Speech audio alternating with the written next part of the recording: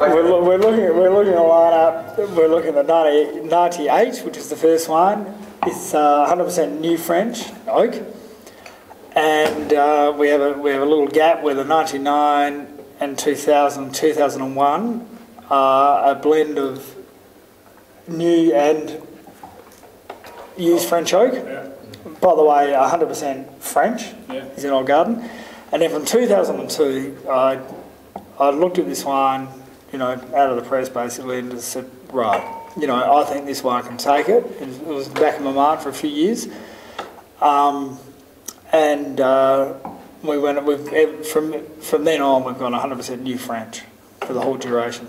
For was that an evolutionary process for you? I think it was a learning curve of how to, blend the wine and the oak. How to make this wine. Yeah, just realising it did have the power. Once the grapes come out of the ground and what you can do with it. The funny thing is, though, all the French wines that we've tasted have, I'm not sure of the Grand Noret, Paul.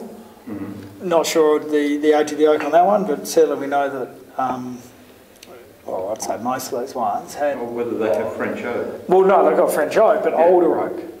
The Noret, I think, is new oak, yeah. Yeah, okay, so, and Tempier old oak, so the traditional style, I guess, of Mourvedre is that older oak, and so I think I got a bit nervous. At 98 was our first vintage, and then in fact, first time we'd ever made Mourvedre. I was really talking to this fifth generation grower, whose family have grown this vineyard and tended it and just passed it on from generation to generation, and he'd always assured me that it was the last vineyard picked in the Barossa Valley, and I was lying awake at night, I can tell you, in that 1998 vintage, just thinking, what's going on here? Like, this is crazy.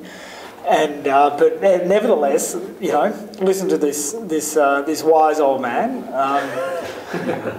No, that's not a joke. He's a very wise old man. And we did. We picked it right then. We picked this vineyard in May. In May. That's in the northern hemisphere. That's it was mid-May. That's mid-November in the northern hemisphere. Sorry? It's extra virgin.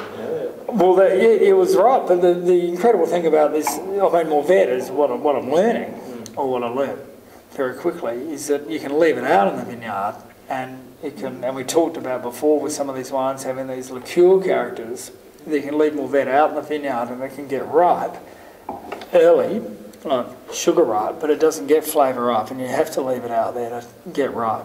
So what sugar level are the grapes at when you pick them? We pick at about 14 to 14.5 Beaumay. Okay.